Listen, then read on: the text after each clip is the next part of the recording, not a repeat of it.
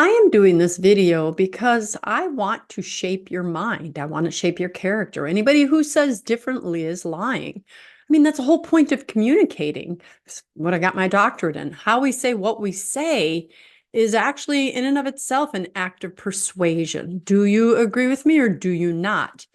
So that is one of the things I want to talk to you about is our role of shaping minds and shaping characters is one that society has disdained when it comes to being a mom or a dad who stays home with their children. Oh my goodness, just recently we saw Harrison Butker, the Super Bowl winning kicker for the Kansas City Chiefs, give a commencement speech. And he may not have phrased it the way I exactly would have, saying that every one of you college graduates is your first dream is probably to get out there and get married and have kids. I didn't agree with that because when I was at young age, I was just thinking about enlisting in the Marine Corps and living my life. And so that's not to say, though, that I didn't want to have kids. I'm saying I just never thought about it. But the idea that society tries to tell you is that we should put our kids into schools and daycares where someone else or a babysitter, someone else will be with your child all day. And that man or that woman, probably women most of the time, will be shaping your child's thoughts and shaping his or her character.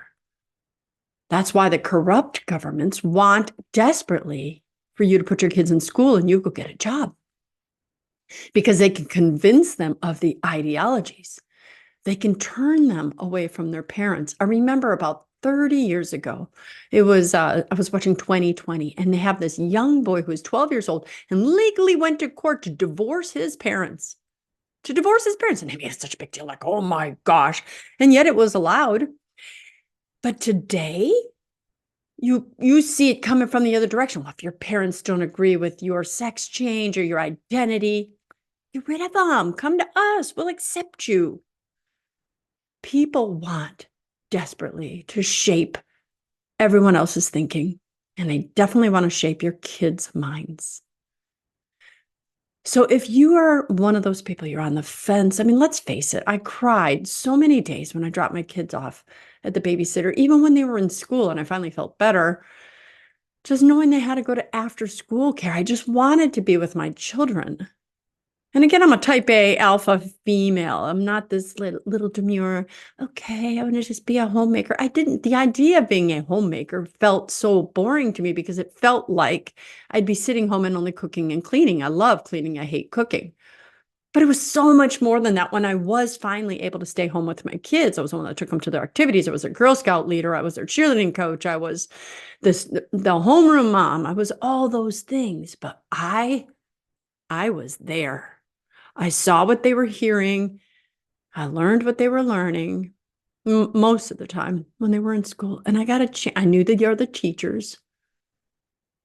I was involved, but I wouldn't have been able to be involved had I had a job. And I know you're probably thinking, oh, well, you have money. No, we didn't. As a matter of fact, I still have a lot of student loan debt that I'm trying to pay down. We have never been financially in a great place where, oh, great. It was always a sacrifice for me when I was able to stay home with my kids. I know many of you don't want to go to work, but you feel like you have to. If there's any way that you can make it work, it will be a sacrifice. Just like going to work is a sacrifice and you won't see your children and you'll cry and it'll hurt. But staying home will be a sacrifice too, because you'll constantly be talking at a third grade level and just kidding. You can talk at an adult level and make them learn. You'll constantly be washing jelly off of walls. But you'll get to see kids who say, my mom is the best. You'll get to see their minds believe what you put into their minds. And I pray it's God's truths. Yeah, you won't be able to buy all the things that you could buy if you had a job. But when you die and you face God, and he looks at you and says, you did it. You sacrificed. All because you wanted your kids to know me, love me, and serve me. And you wanted to be there. Well done, my good and faithful servant. And I'm not saying he's not going to say that to those of you that are working, but you have to be extra vigilant because you have to undo any damage that's being done. Just make sure you've got the upper hand, which we don't always have. Just ponder it. Consider staying home. I'm Dr. Christine Bacon. Thanks for watching Breakfast with Bacon. And as always, remember to live your life sunny side up.